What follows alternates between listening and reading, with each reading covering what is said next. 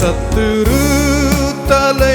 இந்த நாளிலும் for Jesus மினிஸ்ட்ரீஸின் சார்பாக உங்கள் ஜாய் டிவியில் மனவாளனோடு என்ற நிகழ்ச்சியின் மூலமாக உங்களை சந்திக்கவும் கர்த்தருடைய வார்த்தை உங்களோடு கூட பகிர்ந்து கொள்ளும்படியாக தேவன் பாராட்டின அவருடைய பெரிதான கிருபைக்காக, இரக்கத்திற்காக, தயவுக்காக நான் ஆண்டவருக்கு நன்றி செலுத்துகிறேன். All praises, honour and glory to the almighty. Amen. துதி கன மகிமையெல்லாம் தேவாதேவன் இயேசுராஜா ஒருவருக்கே. இந்த நாளிலும் பிரியமான தெய்வ ஜனமே, மனவாளனாகிய இயேசு கிறிஸ்து அவருடைய மனவாட்டிகளாகிய நம்மோடு கூட இன்றைக்கி வேதத்திலிருந்து என்ன பேச போகிறார், என்ன கற்றுக் கொடுக்க போகிறார் அப்படின்னு ஆவலாக இருக்கிறீங்களா? இருக்கிற இடங்களில் நம்ம கண்களை மூடி, எங்களை அதிகமாக நேசிக்கிற எங்கள் அன்பின் நல்ல தகப்பனே, இந்த நாளிலையும் கூட வேதத்திலிருந்து ஆண்டவரே உம்முடைய வசனத்தின் மூலமாக எங்களுக்கு நீங்கள் என்ன கற்றுக் கொடுக்க, அப்பா இந்த நாள் எங்களோடு கூட நீர் என்ன பேச சித்தமாக இருக்கிறீங்களோ அதை பேசுங்கப்பா. உம்முடைய கிருபையினால் எங்களை வழி நடத்துங்க. உம்முடைய ஆவியின் வல்லமை ஆரம்பம் முதல் முடிவரை எங்களோடு கூட இடைப்படட்டும் சுவாமி. நீங்கள் பேசுங்க, நாங்கள் கேட்கிறோம். இயேசுவின் மூலம் ஜெபிக்கிறோம் ஜீவனுள்ள நல்ல தகப்பனே, ஆமேன். ஹல்லேலூயா. இந்த நாள் வேத தியானத்திற்கு நம்ம எடுத்துக்கொள்ளப்பட்டிருக்கிற வேத பகுதி சங்கீதம் 62:5. அதில் தாவீது சொல்கிறார், என் ஆத்துமாவே தேவனை நோக்கி அமர்ந்துரு, நான் நம்புகிறது அவராலே வரும். ஹல்லேலூயா சொல்லுவோமா? இந்த தாவீது ரொம்ப ஒரு அனுபவசாலி.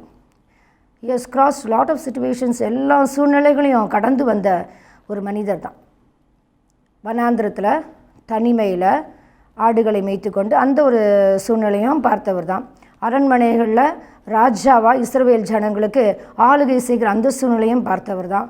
யுத்தத்தை பார்த்தவர், இழப்புகள், ஏமாற்றங்கள், தோல்விகள், போராட்டங்கள் எல்லாவற்றையும் பார்த்தவர் தான்.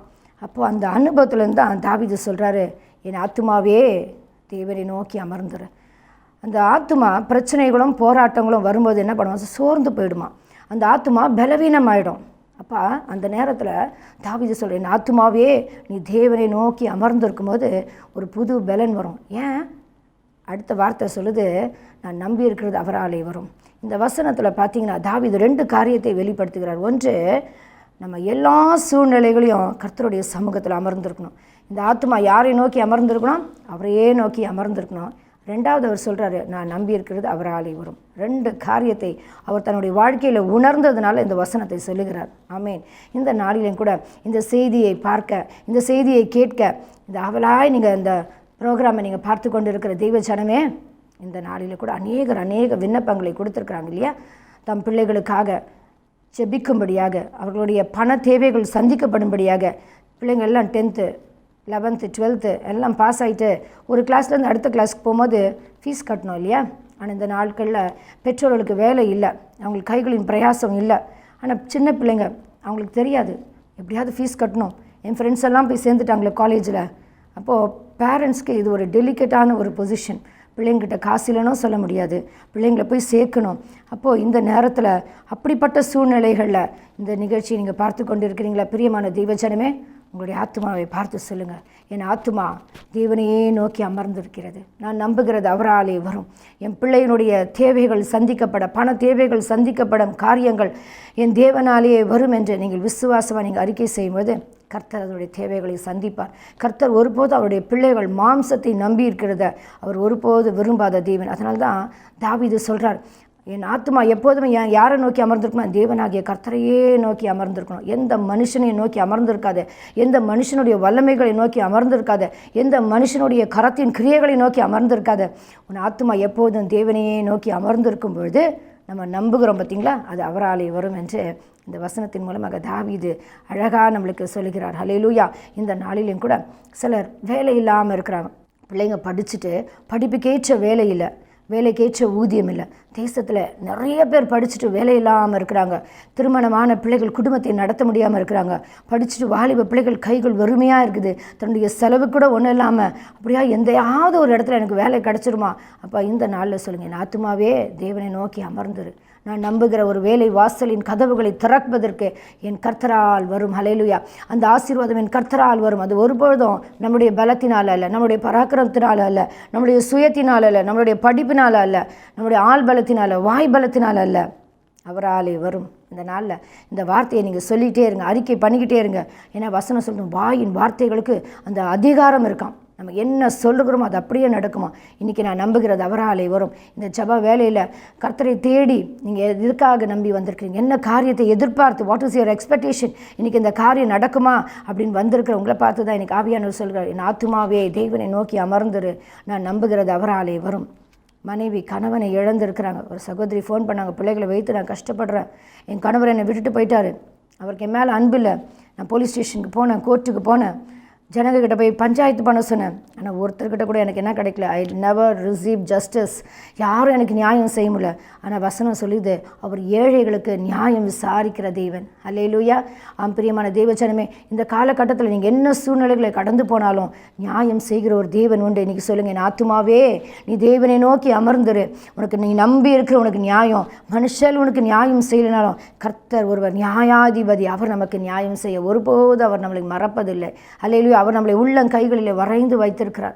அவருடைய சொல்கிறாரு, நம்மளுடைய மதில்கள் எப்போதும் அவருக்கு முன்பாக இருக்குமா, நான் உன்னை எப்படி மறப்பேன் என்று சொல்கிறார். அல்லேலூயா. உலகம் நம்மளை மறந்துடலாம், உலகம் நம்மளுக்கு செய்ய வேண்டிய நியாயத்தை செய்யாமல் இருக்கலாம், ஆனால் கர்த்தர் ஒருபோது அவருடைய பிள்ளைகளை திக்கற்றவர்களாக விடுவதில்லை. ஆமேன்.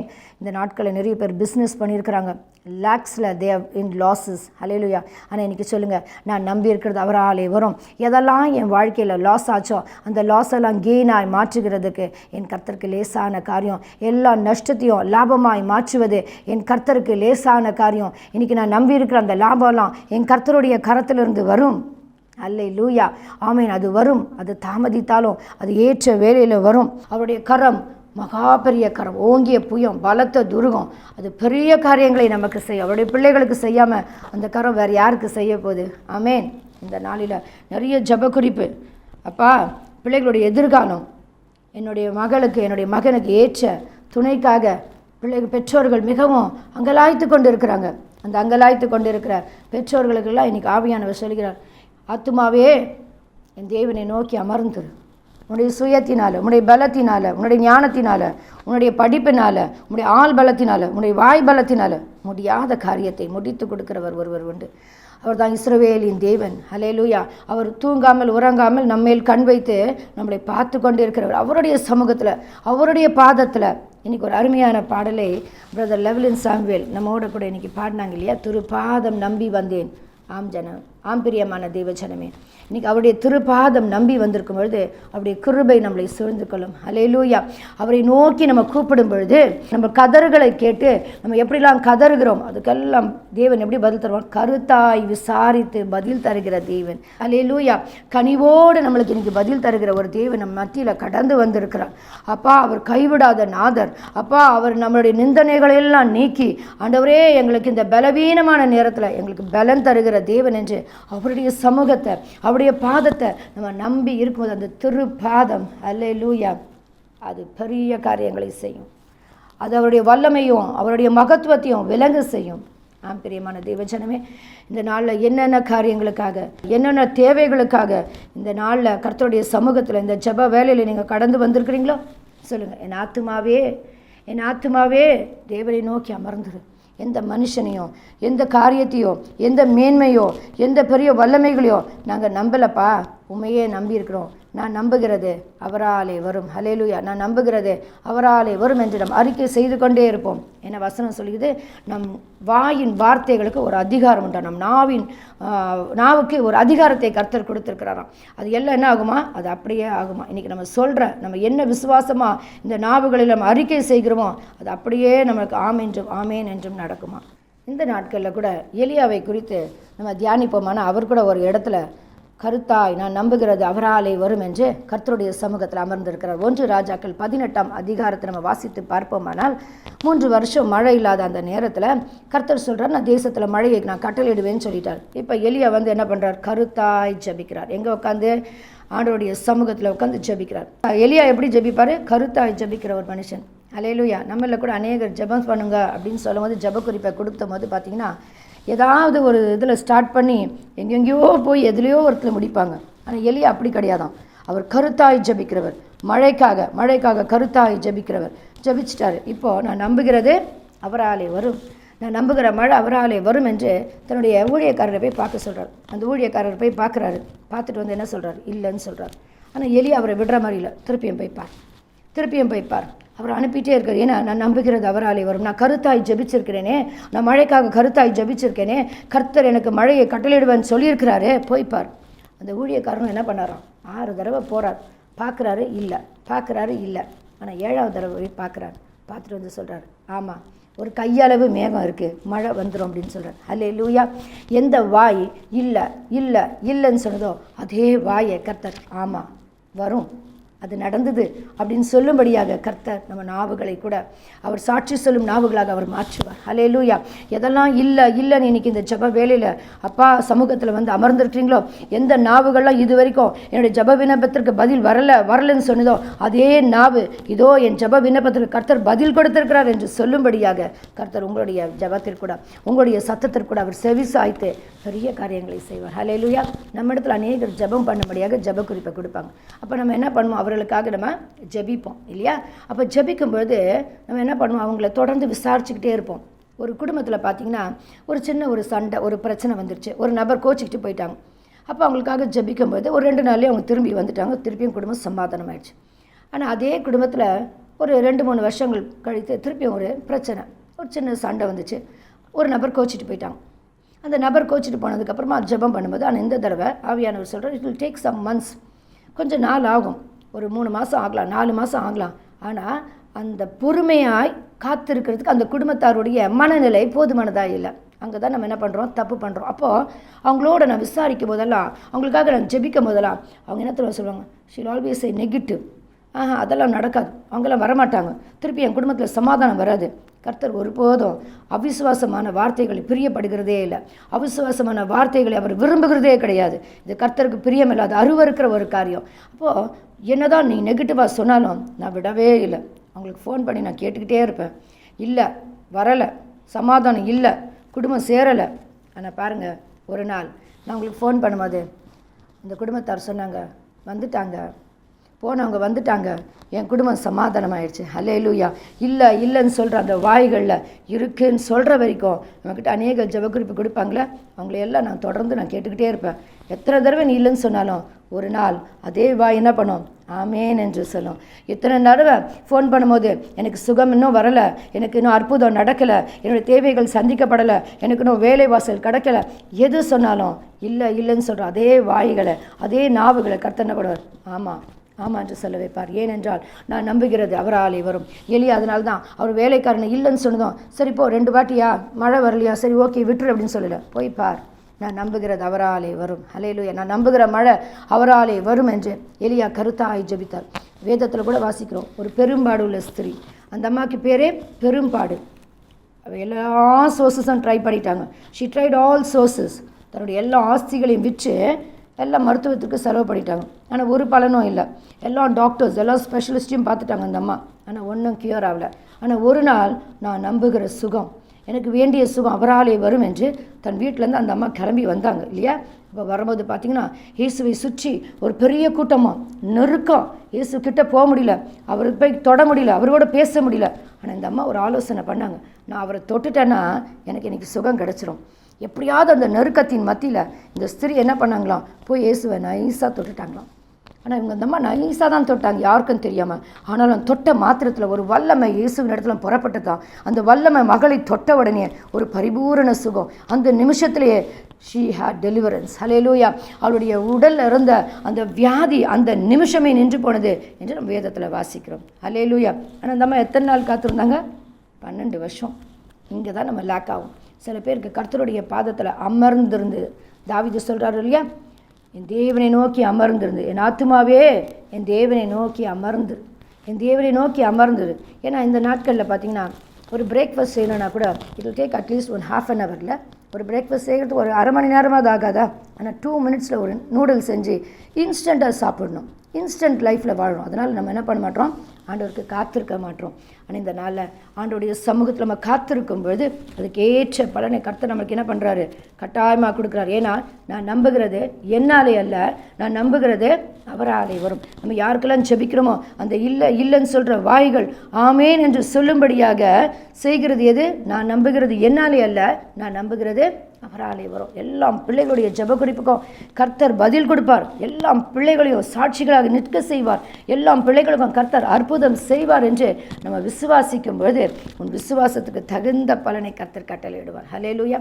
ஜெப ஐக்கியத்தில் ஒரு குடும்பம் இணைந்தாங்க. அவங்க கணவருக்கு வேலை இல்லை, அதற்காக ஜெபித்து கொண்டே இருந்தாங்க. அப்போ அந்த மகள் ஒரு நாள் சாட்சி சொன்னான், நாங்கள் இந்த ஜெபத்தில் இணைந்து நாங்கள் ஜெபித்து கொண்டே இருந்தோம். என் கணவர் வேலைக்கு 10வது நாள் கர்த்தர் எங்கள் ஜெபத்திற்கு பதில் கொடுத்து என் கணவருக்கு ஒரு ஆர்டர் கொடுத்தாங்க. அன்றைக்கி அவர் அதுக்கு ஏற்ற பலனை அவர் அந்த வருமானத்தை அவர் பெற்றுக்கொண்டார். திருப்பி அது 12 நாள், அதுக்கப்புறம் அடுத்த வாரம், அப்படி ஒவ்வொரு நாள் அவள் அப்படியே நோட் பண்ணி சொன்னாங்க அந்த சகோதரி. அப்போ கர்த்தர் எங்களுடைய தேவைகளை அந்த மாதத்தில் சந்தித்தார் அப்படின்னு சொன்னாங்க. அப்போ இந்த இடத்துல பார்த்திங்கன்னா நம்மள் கூட பாருங்களேன், அநேகர் சர்ச்சுக்கு வருவோம், ஆனால் ஒரு வாரம் வருவோம், ஒரு 2 வாரம் வருவோம், 3 வாரம் வருவோம், அது ஒன்றுமே நடக்கலைன்னா 4வது வாரம் வரமாட்டோம். ஒரு வேளை கர்த்தர் அந்த 4வது வாரத்தில் தான் நம்மளை ஆசீர்வதிக்கணும்னு அவர் தீர்மானம் வைத்திருக்கலாம். ஆனால் 3 வாரம் வந்துட்டு அந்த 4வது வாரம் வராதனால என்ன பண்ணுறோம், we are missing it. அதே மாதிரி தான் இன்றைக்கி அந்த சகோதரிக்கு சொன்னேன், அம்மா நீ ஒரு வேளை 9 நாள் வந்துட்டு ஜெபம் பண்ணிவிட்டு ஆண்டவர் என் கணவருக்கு வேலை கொடுக்கல நீ போயிட்டு இருந்தீங்கன்னா அந்த 10வது நாள் அந்த ஆசீர்வாதத்தை நீ இழந்திருப்பாயே. அப்போ நான் நம்புகிறது அவராலே வரும் என்று அவருடைய சமூகத்தில் அமர்ந்திருக்கு. இதை தான் தாவீது சொல்கிறார், அவருடைய சமூகத்தில் என் ஆத்துமாவே நீ தேவனை நோக்கி அமர்ந்துரு, நீ அப்படியே அமர்ந்துரு, கர்த்தருக்கென்று அமர்ந்துரு, அவர் வாய்க்க செய்வார், காரியங்களை வாய்க்க செய்வார். ஹல்லேலூயா. இந்த நாளிலும் கூட கர்த்தருடைய சமூகத்தில் நான் நம்புகிறது அவராலே வரும் என்று ஆபிரகாம் கூட பார்த்திங்கன்னா ஒரு இடத்துல ஆதியாகமம் 22ஆம் அதிகாரத்தை வாசிக்கும்போது ஆபிரகாம் இடத்துல கர்த்தர் ஒரு பலி கேட்பார். யாரை பலி கேட்பார்னா தன்னுடைய மகனை பலி கேட்பார். வேதத்தில் ஆதியாகமம் 22ஆம் அதிகாரம் 2ஆம் வசனத்தை வாசிப்போமானால், உன் புத்திரனும் உன் ஏகசுதனும் உன் நேசகுமாரனும் ஆகிய ஈசாக்கை மோரியா மலையில் எனக்கு தகன பலியாக பலியிடு என்றார். அப்போ அந்த வசனத்தை வாசிக்கும் போதே ஆண்டவருடைய இன்ட்ரடக்ஷன் எப்படி கேட்குறாரு, உன்னுடைய ஒரே மகன், உன்னுடைய அன்பான மகன், அவனை எனக்கு பலி கொடுக்கணும். அப்போது ஆபிரகாம் பாருங்களேன், உடனே த நெக்ஸ்ட் டே, அடுத்த நாளே 2 வேலைக்காரு, ஒரு கழுதை, அதுக்கப்புறம் தன் மகன், இவர் 3 பேரும் கிளம்பிட்டாங்க. த நெக்ஸ்ட் டே, ஏன்னா நம்ம கூட சில நாட்களில் சில தீர்மானங்கள் எடுப்போம், ஆனால் அது அப்படியே ஒரு 2-3 நாள் போச்சுன்னா அந்த தீர்மானங்களை என்ன பண்ணுவோம், மனம் மாறிடுவோம். ஸோ அதனால் ஆபிரகாமுக்கு என்ன ஆச்சு, ஒருவேளை நம்ம 2-3 நாள் டிலே பண்ணால் மனம் மாறிடுவோன்னு அடுத்த நாளே எல்லாரையும் கூட்டிகிட்டு மோரியா மலை வைக்கும் போகிறார். ஆனால் ஒரு குறிப்பிட்ட இடம் வந்ததும் அவர் சொல்கிறாரு, 22ஆம் அதிகாரம் 5ஆம் வசனத்தை நம்ம வாசிப்போமானால், நானும் பிள்ளையாண்டானும் அவ்விடம் மட்டும் போய் தொழுது கொண்டு உங்களிடத்திற்கு திரும்பி வருவோம். தன்னுடைய மகனை பலியாக கேட்குறாரு. அதுக்கு சம்மதத்தோடு தான் தன் மகனையும் வேலைக்காரனையும் கழுதையும் பலிக்கு வேண்டிய கட்டை எல்லாத்தையும் நெருப்பெல்லாம் எடுத்துக்கிட்டு மோரியா மலைக்கு வரார். அப்போ அவர் சம்மதத்தோடு தான் வர்றார் தன் மகனை பலி கொடுக்க. ஆனால் இந்த இடத்துல வேலைக்காரன் இடத்துல என்ன சொல்கிறாரு, நாங்கள் 2 பேரும் போய் பலி கொடுத்துட்டு நாங்கள் வருவோம், நான் நம்புகிறது அவராலே வரும், அந்த விசுவாசத்தோடு. அதுக்கப்புறம் கொஞ்சம் நேரத்துக்கு அப்புறம் மகன் கேட்குறாரு, அப்பா நெருப்பம் கட்டையும் இருக்குது, பலிக்கான ஆட்டுக்குட்டி எங்கே? அப்போ அந்த இடத்துல 22ஆம் அதிகாரம் 8ஆம் வசனத்தை நம்ம வாசிப்போமானால், அதற்கு ஆபிரகாம், என் மகனே, தேவன் தமக்கு தகன பலிக்கான ஆட்டுக்குட்டியை பார்த்து கொள்வார் என்றான். வேலைக்காரன் கேட்குறாரு, நானும் பிள்ளையானன்னு போயிட்டு வருவோம். திருப்பி மகன் கேட்குறாரு, எல்லாம் இருக்கேப்பா, ஆனால் ஆட்டுக்குட்டி எங்கே, பலிக்கான ஆட்டுக்குட்டி எங்கே? இப்போ கர்த்தர் பார்த்து கொள்வார். நான் நம்புகிற தகன பலி, the burnt offering will come from my lord. Hallelujah. அப்போ நான் நம்புகிறது அவராலே வரும் என்று ஆபிரகாம் விசுவாசத்தோடு போகிறார். ஆபிரகாம் நம்பினது வந்ததா? அங்கே போய் மலை மேலே போய் என்ன பண்ணார், கட்டையெல்லாம் அடுக்கி பலிபீடத்தெல்லாம் ஏற்படுத்திட்டு, இப்போ பின்பு ஆபிரகாம் தன் குமாரனை வெட்டும்படிக்கு தன் கையை நீட்டி கத்தியை எடுத்தான். 11ஆம் வசனம். அப்பொழுது கர்த்தருடைய தூதனானவர் வானத்திலிருந்து, ஆபிரகாமே, பிள்ளையாண்டான் மேல் உன் கையை போடாதே, அவனுக்கு ஒன்றும் செய்யாதே, உன் புத்திரனும் ஏகசுதனும் என்று பாராமல் எனக்காக ஒப்பு கொடுத்தபடினால் நீ தேவனுக்கு பயப்படுகிறவன் என்று அறிந்து கொண்டேன். அல்லேலூயா. இந்த இடத்துல ஆபிரகாமுக்கு God is keeping a test, ஒரு எக்ஸாம் வைக்கிறார். அந்த டெஸ்ட்டில் அவர் பாஸ் ஆகிட்டார். எப்படி? கத்தியை எடுத்து பிள்ளையாண்டான் மேல் வெட்டுகிற வரைக்கும். இப்போ ஃப்ராக்ஷன் ஆஃப் அ செகண்டில் ஈசாக்கு தப்பிச்சிட்டார். அல்லேலூயா. அப்போது அந்த கத்தியை எடுத்து அந்த பலி கொடுக்குற வரைக்கும் எந்த சத்தமும் கேட்கல ஆபிரகாமுக்கு. ஆனாலும் நான் நம்புகிறது அவராலே வரும் என்று தன் மகனை பலிபீடத்தில் படுக்க வச்சார். அல்லேலூயா. அப்போ அங்கே பார்த்தீங்கன்னா ஆண்டவர் சொல்கிறாரு, உன் பிள்ளை மேலே கை வைக்காத, நான் டெஸ்ட் பண்ணேன், நீ என்னை விட உன் மகனை அதிகமாக நேசிக்கிறாயா அப்படின்னு நான் பார்த்தேன். இல்லை, உன் மகனை விட நீ என்ன தான் அதிகமாக நேசிக்கிற, பிள்ளையாண்டான் மேல் கை போடாத. அப்போ இப்போ ஆபிரகாமுக்கு தன் மகனை பலி கொடுக்கல, ஆனால் பலிபீடத்தில் இப்போ பலி கொடுக்கணுமே, 13ஆம் வசனத்தை வாசிப்போமானால், தன் கண்களை ஏறெடுத்து பார்க்கும் பொழுது இதோ பின்னாக புதரிலே தன் கொம்புகள் சிக்கி கொண்டிருந்த ஒரு ஆட்டுக்கடாவை கண்டான். தன் குமாரனுக்கு பதிலாக தகன பலியிட்டான். ஹல்லேலூயா. அப்போது நான் நம்புகிறது, என் ஆண்டவர் பலிக்கான தகன பலிக்கான ஆட்டுக்குட்டியை பார்த்து கொள்வார் என்று சொன்ன அந்த வார்த்தையை கர்த்தர் கனம் பண்ணினார். ஹல்லேலூயா. இந்த இடத்துல பார்த்திங்கன்னா ஆபிரகாம் ஒவ்வொரு இடத்துலையும் அவர் கரெக்டாக போகிறார். கரெக்டாக கர்த்தருடைய வார்த்தைகளுக்கு செவி கொடுத்து கர்த்தரை விசுவாசித்து கொண்டு போகிறார். மகன் கேட்குறான், நம்ம கர்த்தர் பார்த்துக்கொள்வார்ப்பா நம்மளுடைய தகன பலின்னு சொல்கிறார். வேலைக்காரனுக்கு இங்கேயே நில்லுப்பா, நானும் பிள்ளையாடனும் போயிட்டு நாங்கள் காணிக்கை தகன பலிகள் கொடுத்து நாங்கள் திரும்பி வருவோம் என்று சொல்கிறார். அப்போ ஒவ்வொரு இடத்துலையும் அவர் விசுவாசம். அந்த இடத்துல ஆட்டுக்குட்டியை பார்த்ததும் அந்த இடத்துல அவர் பேர் வைக்கிறார், யெகோவா ஈரே. என் தேவைகளை சந்திக்கிற அந்த பர்வதம், அந்த மோரியா பர்வதம் தான் என் தேவைகளை சந்திக்கிறது. கர்த்தருடைய பர்வதமே பார்த்து கொள்ளப்படும் என்று அதற்கு அர்த்தமா. யெகோவா ஹீரே, கர்த்தருடைய பர்வதமே என்னுடைய தேவைகளை பார்த்து கொள்ளும். இந்த நாளில் கூட பிரியமான தெய்வஜனமே, நம்ம ஆபிரகாமை போல் அப்படி கர்த்தருடைய சமூகத்தில் அமர்ந்து இருக்கிறோமா? அவருக்காக காத்திருக்கிறோமா? நான் ஒரு வேளை யோசித்து பார்த்தேன். ஒரு வேளை இந்த இடத்துல ஆபிரகாமை போல் உன்னுடைய மகனை கொடுப்பையா பலியா அப்படின்னு கேட்டால் நான் என்ன பண்ணியிருப்பேன்?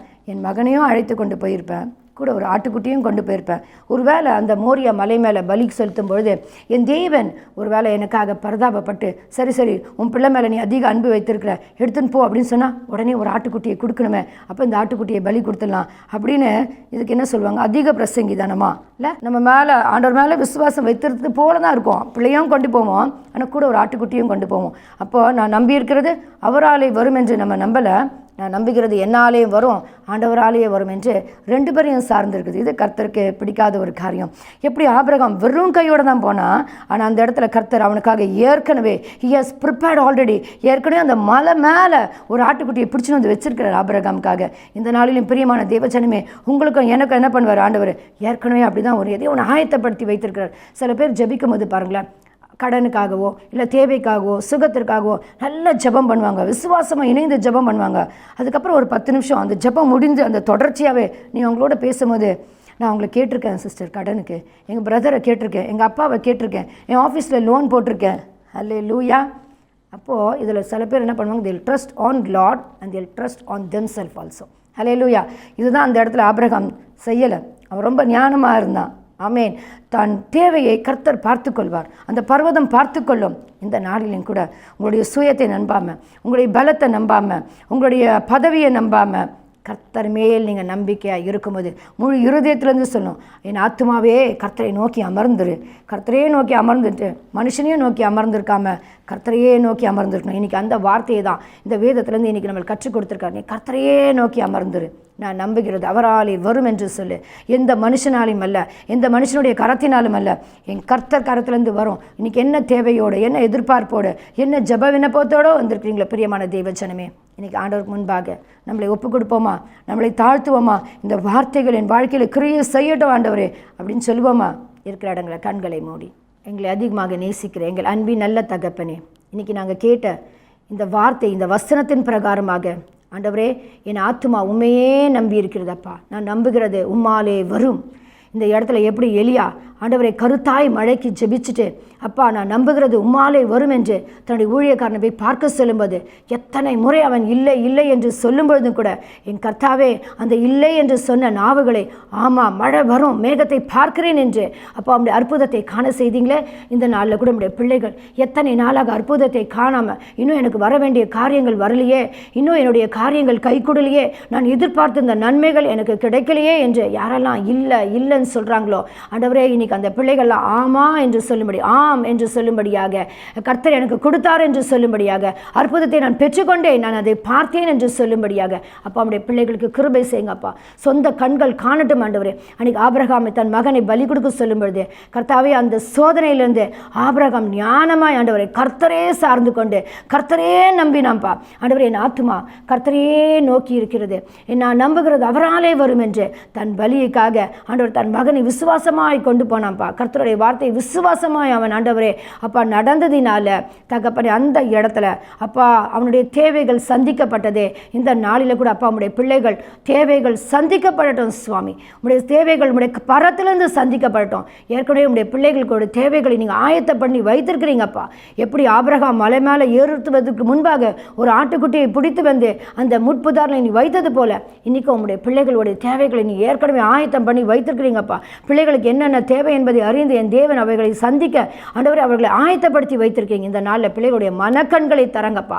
அந்த ஆசீர்வாதத்தை பார்க்கட்டும் ராஜா. அன்னைக்கு யோபு சொன்னது போல அவன் தோல் முதல் கொண்டு அழுகியிருந்த அந்த நேரத்தில் கூட தேவனே என் சொந்த கண்கள் பார்க்கும் அந்நிய கண்கள் அல்ல என்று உண்மையே நம்பி சொன்னது போல இன்னைக்கு பிள்ளைகள் சொந்த கண்கள் பார்க்கட்டும். அடைக்கப்பட்ட வாசல்கள் திறக்கட்டும். பிள்ளைகளுக்கு ஆண்டவரை வேலை வாசல்கள் திறக்கப்படட்டும் அப்பா. குடும்பத்தில் சமாதானம் கடந்து வரட்டும். நான் நம்புகிற சமாதானம் அவராலே வரும். நான் நம்புகிற ஆசீர்வாதம் அவராலே வரும். நான் நம்பியிருக்கிற ஊழியத்தின் காரியங்கள் அவராலே வரும். நான் நம்பியிருக்கிற எதிர்பார்ப்புகள் எல்லாம் அவராலே வரும் என்று ஆண்டவரை யாரெல்லாம் உம்முடைய சமூகத்தில் உண்மையே நம்பியிருக்கிறாங்களோ அதை எல்லாம் இன்னைக்கு உம்முடைய பிள்ளைகள் பெற்றுக்கொள்ளட்டும் இயேசுவின் நாமத்தினால் அப்பா. இயேசுவின் நாமத்தில் அவர்களுக்கு பெற்றுக்கொள்ள என் தேவன் கிருபையா இறங்கும்படியாக ஜெபிக்கிறோம். துதி கன மகிமை எல்லாவற்றையும் கர்த்தராகிய இயேசு கிறிஸ்து ஒருவருக்கே செலுத்தி அவருடைய ஜீவனுள்ள நாமத்தின் மூலமாக ஜெபத்தை ஏறெடுக்கிறோம் நல்ல பிதாவே. ஆமேன் ஆமேன் ஆமேன். ஹல்லேலூயா. இந்த நாளில் கூட நம்ம கேட்ட சத்தியத்தின் பிரகாரமாக சொல்வோமா, என் ஆத்துமாவே கர்த்தரை நோக்கி அமர்ந்துரு. அப்போ அமர்ந்து இருக்கும்போது நான் நம்பி இருக்கிறது அவராலே வரும்.